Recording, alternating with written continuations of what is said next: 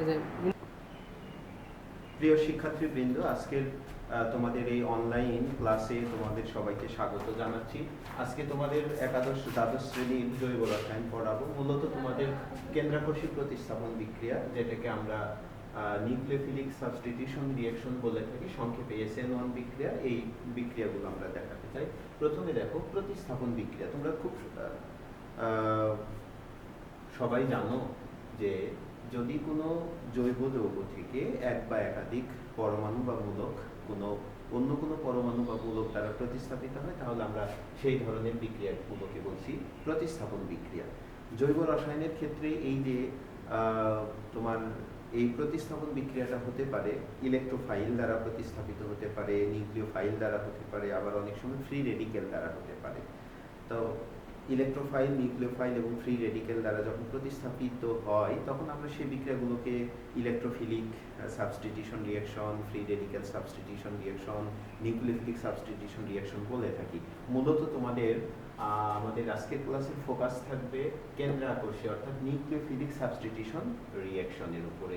দেখো, আমরা যদি এটিকে একটি জৈব যৌগ কল্পনা করি, ইমাজিন করি, তাহলে RNG, যেটাকে মূল জৈব যৌগ আমরা কনসিডার করছি, এটি হলো সাবস্ট্রেট অণু। আর এখানে একটি কেন্দ্রাকর্ষী বিকারক আছে। এখানে কেন্দ্রাকর্ষী বিকারক তোমার আমরা এই Lg দিয়ে বুঝিয়েছি একটি বিদায়ী গ্রুপ, লিভিং গ্রুপ। এই Lg গ্রুপটি বিদায় নিবে, তার মানে হচ্ছে যে এই কেন্দ্রাকর্ষী বিকারক Lg কে প্রতিস্থাপিত করে সেই জায়গায় করবে এবং এরকমের একটি প্রোডাক্ট তৈরি করবে। আর বিদায়ী গ্রুপ একজোড়া ইলেকট্রন নিয়ে বের হয়ে যাবে, এটাকে আমরা বলছি বিদায়ী গ্রুপ। এই কারণে এই বিক্রিয়াটিকে আমরা বলছি কেন্দ্রাকর্ষী প্রতিস্থাপন, অর্থাৎ কেন্দ্রাকর্ষী বিকারক দ্বারা প্রতিস্থাপিত হয়েছে বিদায়ী গ্রুপ। প্রিয় শিক্ষার্থীবৃন্দ, মূলত তোমাদের একাদশ দ্বাদশ শ্রেণীতে এই বিক্রিয়াটি দুই রকমের পড়ানো হয়। তোমরা নিশ্চয়ই জানো যে একটি SN1 বিক্রিয়া এবং আরেকটি SN2 বিক্রিয়া। এটা মূলত কেন SN1 বা SN2 কেন? দেখো, আমরা এই যে বিক্রিয়া, এই বিক্রিয়াটির ক্ষেত্রে আমরা যে সাবস্ট্রেট অণু এবং কেন্দ্রাকর্ষী বিকারক ব্যবহার করি, এই বিক্রিয়ায় মূলত দুটি অণু অংশগ্রহণ করে, কিন্তু বিক্রিয়ার যে বেগ বা বিক্রিয়ার যে হার, সেটি কখনো শুধু সাবস্ট্রেট অণুর উপরে ডিপেন্ড করে, কিন্তু নিউক্লিওফাইলের উপরে ডিপেন্ড করে না। তার মানে কেন্দ্রাকর্ষী বিকারকের ঘনমাত্রা যদি কম বেশি করা হয়, সেই ক্ষেত্রে বিক্রিয়ার বেগের কোনো পরিবর্তন হয় না। বিক্রিয়ার বেগ মূলত নির্ভর করে এই যে মূল যে অর্গানিক কম্পাউন্ড আছে, যে সাবস্ট্রেট অণু, তার উপরে নির্ভর করে। যখন কোনো বিক্রিয়ার বেগ শুধুমাত্র এই সাবস্ট্রেট অণুর উপরে নির্ভর করে কিন্তু কেন্দ্রাকর্ষী বিকারকের উপরে নির্ভর করে না, তখন আমরা এই জাতীয় বিক্রিয়াগুলোকে বলছি SN1 বিক্রিয়া, যেটাকে আমরা বলছি এক আণবিক কেন্দ্রাকর্ষী প্রতিস্থাপন বিক্রিয়া। প্রিয় শিক্ষার্থীবৃন্দ, যদি বিক্রিয়ার বেগ এই সাবস্ট্রেট অণু এবং যে কেন্দ্রাকর্ষী বিকারক আছে দুটোর উপরই নির্ভর করে, বিক্রিয়ার বেগ দুটোর উপরই নির্ভর করে, দুটোর ঘনমাত্রার উপরই নির্ভর করে, তখন আমরা সেটাকে বলছি SN2 দ্বি-আণবিক কেন্দ্রাকর্ষী প্রতিস্থাপন বিক্রিয়া। তাহলে আজকে তোমাদের এই SN1 এবং SN2 বিক্রিয়ার আমি কৌশল দেখাবো এবং সেই সাথে প্রাসঙ্গিক কিছু কথা বলবো। প্রথমে আমরা SN1 বিক্রিয়ার কথা বলি, আর এটা হলো বিক্রিয়ার জেনারেল ফর্ম। আমরা মূলত আজকে তোমাদের সাথে কথা বলবো যে অ্যালকাইল হ্যালাইডের যে আর্দ্র বিশ্লেষণ তোমার জলীয় পটাশিয়াম হাইড্রোক্সাইডের উপস্থিতিতে, এটাও হতে পারে SN1 বিক্রিয়া, হতে পারে SN2 বিক্রিয়া। আমরা প্রথমে SN1 বিক্রিয়া। তাহলে দেখো, যে অ্যালকাইল হ্যালাইডটা ব্যবহার করা হয়, এই অ্যালকাইল হ্যালাইডের তোমার আয়োনাইজেশন ঘটে এবং এটি একটি ধীর প্রক্রিয়া, এটি স্লো প্রসেস। সেই ক্ষেত্রে একটি কার্বোক্যাটায়ন তৈরি হয় এবং হ্যালাইড আয়ন তৈরি হয়। এই প্রক্রিয়াটা ধীর গতির প্রক্রিয়া এবং এটা রিভার্সিবল, দুই দিকেই ঘটে। প্রথম ধাপে আমরা একটি কার্বোক্যাটায়ন পেলাম এবং দ্বিতীয় ধাপে এই কার্বোক্যাটায়নের সাথে, দেখো আমরা এখানে পটাশিয়াম হাইড্রোক্সাইড ব্যবহার করেছি, এই পটাশিয়াম হাইড্রোক্সাইডের OH মূলকটি বা আয়নটি, যেটাকে আমরা হাইড্রোক্সাইড আয়ন বলি, এটি একটি কেন্দ্রাকোষী বিকারক। এই কেন্দ্রাকোষী বিকারকের সাথে যে কার্বোক্যাটায়ন তৈরি হলো, সেই কার্বোক্যাটায়ন যুক্ত হয়ে অ্যালকোহল তৈরি করবে। এখন অর্থাৎ SN1 বিক্রিয়া, আমরা এখন SN1 বিক্রিয়া করছি। SN1 বিক্রিয়াটি দুই ধাপে হয়, প্রথম ধাপটা স্লো আর দ্বিতীয় ধাপটা ফাস্ট। এটা খুব দ্রুততম। প্রিয় শিক্ষার্থীবৃন্দ, মনে রাখবে, যদি কোনো বিক্রিয়া একাধিক ধাপে সংগঠিত হয় এবং সেই ক্ষেত্রে বিক্রিয়ার বেগ ওই ধাপগুলোর মধ্যে যেটা ধীরতম ধাপ, স্লো স্টেপ, সেই স্টেপের উপরে নির্ভর করে।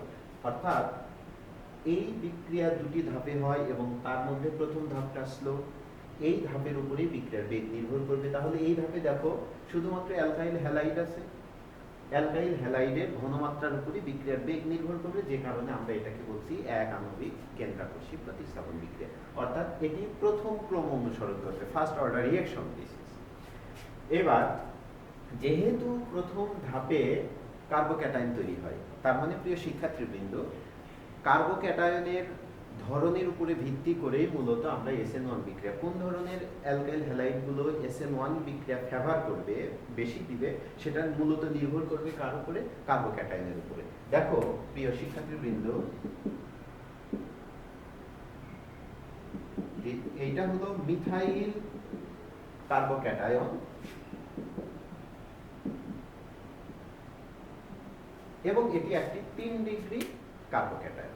তাহলে আমরা যদি মিথাইল কার্বোক্যাটায়নের সাথে 3 ডিগ্রি কার্বোক্যাটায়নের তুলনা করি, তোমরা নিশ্চয়ই এটা আগে থেকেই জানো যে 3 ডিগ্রি কার্বোক্যাটায়নের স্থায়িত্ব মিথাইল কার্বোক্যাটায়ন অথবা 2 ডিগ্রি কার্বোক্যাটায়ন অথবা 1 ডিগ্রি কার্বোক্যাটায়নের চেয়ে বেশি স্থায়ী। এই 3 ডিগ্রি, এটা 3 ডিগ্রি কার্বোক্যাটায়ন। কারণ কি, এখানে দেখো যে কার্বনের উপরে পজিটিভ চার্জ আছে, সেই কার্বনের সাথে 3টা কার্বন বা 3টি অ্যালকাইল মূলক যুক্ত আছে। এটি হলো 3 ডিগ্রি কার্বোক্যাটায়ন। এটা বেশি স্থায়ী 2 ডিগ্রির চেয়ে অথবা 1 ডিগ্রির চেয়ে অথবা মিথাইল কার্বোক্যাটায়নের চেয়ে। তাহলে যদি আমরা 3 ডিগ্রির সাথে মিথাইল কার্বোক্যাটায়ন তুলনা করি, এই দুটোর মধ্যে দেখো 3 ডিগ্রি কার্বোক্যাটায়ন মোর স্টেবল। এই কারণে 3 ডিগ্রি কার্বোক্যাটায়ন যে অ্যালকাইল হ্যালাইড থেকে তৈরি হবে, নিশ্চয়ই সেটা 3 degree alkyl halide. 3 degree alkyl হ্যালাইডের ক্ষেত্রে SN1 বিক্রিয়া বেশি ফেভার করবে। কারণ কি, এখানে 3 ডিগ্রি কার্বোক্যাটায়ন তৈরি হবে। আবার মিথাইল কার্বোক্যাটায়ন যেখানে তৈরি হবে, যদি আমরা এটা যেমন ধরো যে এটা হলো মিথাইল ব্রোমাইড, এই মিথাইল ব্রোমাইড থেকে মিথাইল কার্বোক্যাটায়ন তৈরি হবে, এখানে ব্রোমাইড আয়নের এটা রিমুভাল হবে, তাহলে সেই ক্ষেত্রে এটা তৈরি হবে মিথাইল কার্বোক্যাটায়ন।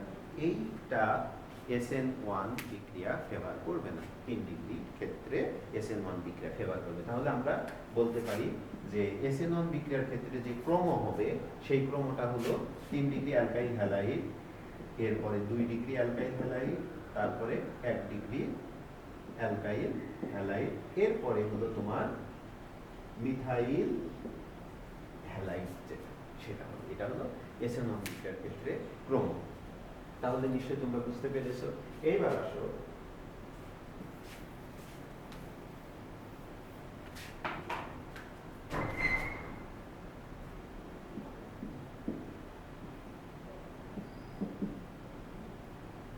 তাহলে দেখো, আমরা যদি 3 ডিগ্রি কার্বোক্যাটায়নের ক্ষেত্রে দেখি, প্রথমে 3 ডিগ্রি অ্যালকাইল হ্যালাইড থেকে এরকমের একটি 3 ডিগ্রি কার্বোক্যাটায়ন তৈরি হবে। এই কার্বোক্যাটায়নটা এইখানে দেখো কার্বনের উপরে পজিটিভ চার্জ আছে। যখন এটাকে আমরা অ্যালকাইল হ্যালাইড বলছি, তখন এই কার্বনের sp3 সংকরণ, আর যখন এটা কার্বোক্যাটায়ন ফর্ম করলো, 3 ডিগ্রি কার্বোক্যাটায়ন তৈরি হলো, তখন এই কার্বনটি হলো sp2 সংকরিত হলো, হাইব্রিডাইজড হয়ে গেল। এটি একটি প্লেনার রেডিক্যাল, এটি একটি সমতলীয় রেডিক্যাল। তাহলে এইবার যে OH, যেটা কেন্দ্রাকোষী বিকারক, এই কেন্দ্রাকোষী বিকারক আক্রমণ করবে। দেখো এখানে দুটো সম্ভাবনাই আছে, এক যে এই দিক থেকেও হতে পারে, তার বিপরীত দিক থেকেও হতে পারে। তার মানে হলো এখানে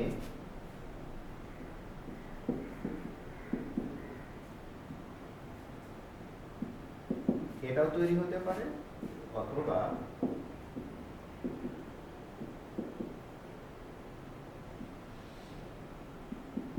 এটাও তৈরি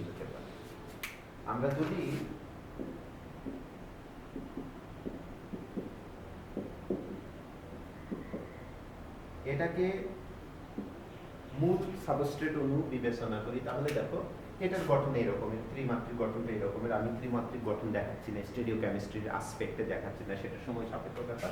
তোমরা খুব সহজে বুঝতে পারছো যে এটা একটি গঠন। এই গঠন থেকে প্রথমে কি কার্বোক্যাটাইন তৈরি হলো।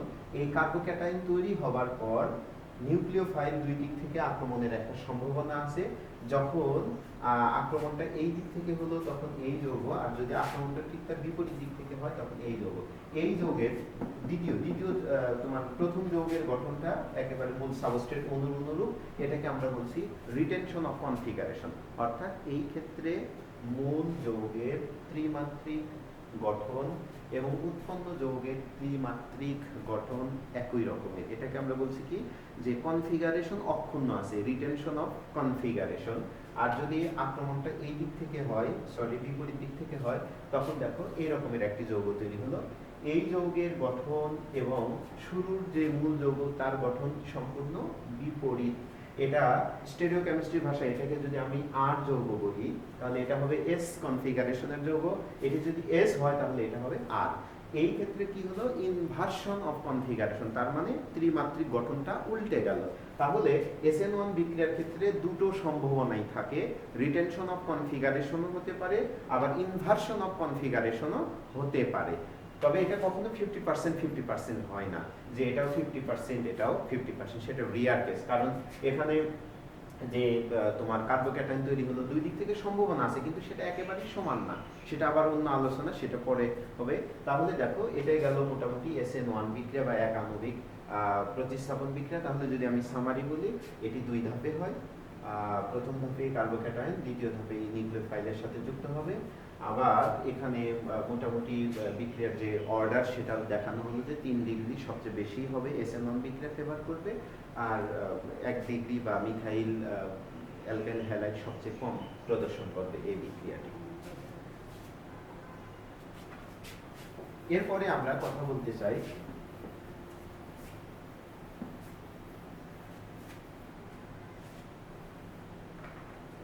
দ্বি আণবিক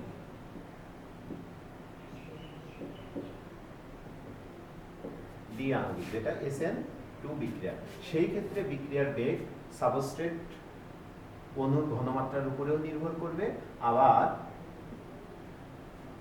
নিউক্লিওফাইলের উপরেও নির্ভর করবে, অর্থাৎ দুটোর উপরে নির্ভর করে। এটাকে আমরা বলছি দ্বিআণবিক বা এটা তৃতীয় ক্রম অনুসরণ করে, প্রিয় শিক্ষার্থীবৃন্দ।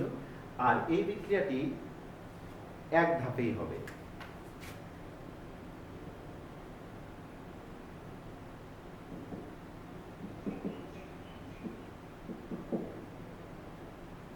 এটাকে আমরা সাবস্ট্রেট অণু বলছি, এবং এটা নিউক্লিওফাইল। প্রিয় শিক্ষার্থীবৃন্দ, সাবস্ট্রেট অণুর ত্রিমাত্রিক গঠনে, এটা ত্রিমাত্রিক গঠনের বিবেচনায় কার্বনের সাথে যে পাশে হ্যালাইড মূলক থাকবে, যেটা লিভিং গ্রুপ, বিদায়ী গ্রুপ থাকবে, কেন্দ্রাকর্ষিত বিকারক ঠিক তার বিপরীত দিক থেকে আক্রমণ করবে, এবং আক্রমণ করার পর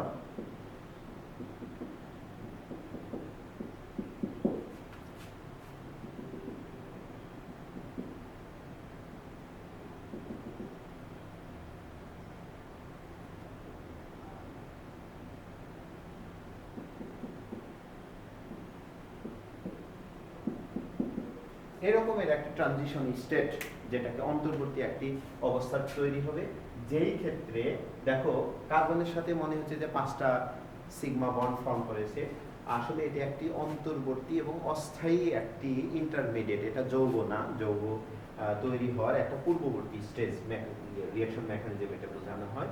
এইখানে কার্বনের সাথে যে বিদায়ী গ্রুপ আছে, এখানে বোঝানো হচ্ছে যে এই বন্ধনটা ধীরে ধীরে ভাঙতে থাকে, এবং কার্বনের সাথে কেন্দ্রাকর্ষী বিকারকের যে বন্ধন, এটা ধীরে ধীরে উৎপন্ন হতে থাকে, এই বন্ধনটা তৈরি হতে থাকে আর এটা ভাঙতে থাকে। একটা স্টেজেই দেখানো হয়েছে। একটা পর্যায়ে কার্বনের সাথে বিদায়ী গ্রুপের অর্থাৎ হ্যালাইডের যে বন্ধনটা, এটা পুরোপুরি ভেঙে যায় এবং কার্বনের সাথে OH এর বন্ধনটা সম্পূর্ণরূপে তৈরি হয়। এবং এই ক্ষেত্রে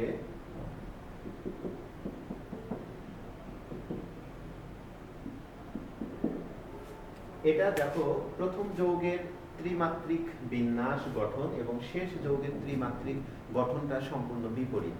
অর্থাৎ SN2 বিক্রিয়ার ক্ষেত্রে রিটেনশন অফ কনফিগারেশন ঘটার কোনো সম্ভাবনা থাকে না। এখানে শুধুমাত্র ইনভার্সন অফ কনফিগারেশন হয়, তার মানে ত্রিমাত্রিক গঠনটা সম্পূর্ণ বিপরীত হবে। শুরুর যে মূল যৌগ সেই যৌগের ত্রিমাত্রিক গঠন এবং শেষে যে প্রোডাক্ট আমরা পেলাম তার গঠন সম্পূর্ণ বিপরীত হবে। এটাকে আমরা বলছি ইনভার্সন অফ কনফিগারেশন। এবং এই ক্ষেত্রে কোনো কার্বোক্যাটায়ন তৈরি হয় না, এটা সম্পূর্ণরূপে একটি অন্তর্বর্তী যৌগ তৈরি করবে, সেখান থেকে আমরা ফাইনাল প্রোডাক্ট পাই।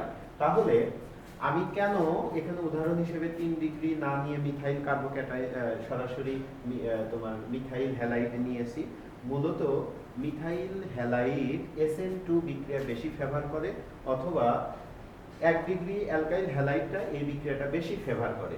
কেন এরকমটি হয় দেখো, যখন কেন্দ্রাকোষী বিকারক কার্বনকে আক্রমণ করবে, এই কার্বনকে আক্রমণ করতে গেলে নিশ্চয়ই একটা ফ্রি স্পেস দরকার হবে, একটা ফাঁকা জায়গা দরকার হবে আক্রমণ করতে গেলে। এইখানে যদি আমরা 3টা অ্যালকাইল হ্যালাইড, 3টাই অ্যালকাইল মূলক বিবেচনা করি, এগুলোকে তোমার বেশ বড় গ্রুপ, নিশ্চয়ই হাইড্রোজেনের চেয়ে অ্যালকাইল মূলকগুলো বড় গ্রুপ, এইভাবে কার্বনের চারপাশে জায়গা দখল করে থাকবে। এই জায়গা দখল করে থাকার কারণে কেন্দ্রাকোষী বিকারক আক্রমণ করতে বাধাগ্রস্ত হবে। এই যে বাধা পায় এটাকে আমরা বলছি স্টেরিক হিন্ডারেন্স। স্টেরিক হিন্ডারেন্স স্থানগত বাধা পাবে, যে কারণে 3 ডিগ্রি অ্যালকাইল হ্যালাইডের ক্ষেত্রে SN2 বিক্রিয়াটা খুব সহজে ঘটবে না। আর যখন এইখানে দুটো হাইড্রোজেন পরমাণু একটা অ্যালকাইল মূলক আছে, সেই ক্ষেত্রে দেখো স্টেরিক হিন্ডারেন্স স্থানগত বাধাটা কম। তার মানে 1 ডিগ্রির ক্ষেত্রে SN1 বিক্রিয়া হবে, আর 3 ডিগ্রির ক্ষেত্রে একেবারেই হবে না, বা সেটা খুবই ডিফিকাল্ট হবে। এই কারণে আমরা বলছি যে 3 ডিগ্রির ক্ষেত্রে ক্রমটা হলো, যদি মিথাইল হ্যালাইড হয় সেটা 1 ডিগ্রি অ্যালকাইল হ্যালাইডের চেয়ে বেশি, 1 ডিগ্রি অ্যালকাইল হ্যালাইড আবার 2 ডিগ্রির চেয়ে বেশি, 2 ডিগ্রি আবার 3 ডিগ্রি অ্যালকাইল হ্যালাইডের চেয়ে বেশি। তার মানে এখানে SN1 বিক্রিয়ার সম্পূর্ণ বিপরীত ক্রম। আর এই ক্ষেত্রে যদি আমরা কনফিগারেশন জনিত বা স্টেরিও কেমিস্ট্রি বিষয়টা আলোচনা করতে চাই, তাহলে কি হবে? এটা ইনভার্সন অফ কনফিগারেশন হবে। এখানে কোনো কার্বোক্যাটায়ন তৈরি হয় না, এখানে বিক্রিয়ার যে স্থায়িত্বের ক্রম, তার মানে মিথাইল হ্যালাইডটা SN1 বিক্রিয়া বেশি ফেভার করবে, তারপরে 1 ডিগ্রি, আর সবচেয়ে কম করবে কোনটা? 3 ডিগ্রি। তার মানে এই আলোচনা থেকে আমরা বুঝতে পারলাম যে যদি 2 ডিগ্রি অ্যালকাইল হ্যালাইড হয় সেটা SN1ও যেমন ফেভার করবে, SN2 প্রায় নিয়ার অ্যাবাউট সেম ফেভার করবে। প্রিয় শিক্ষার্থীবৃন্দ, এটা ছিল তোমাদের অ্যালকাইল হ্যালাইডের কেন্দ্রাকোষী প্রতিস্থাপন বিক্রিয়া, এবং সেটা SN1 এবং SN2 বিক্রিয়ার মাধ্যমে। আজকে এই পর্যন্ত, তোমাদের সবাইকে ধন্যবাদ।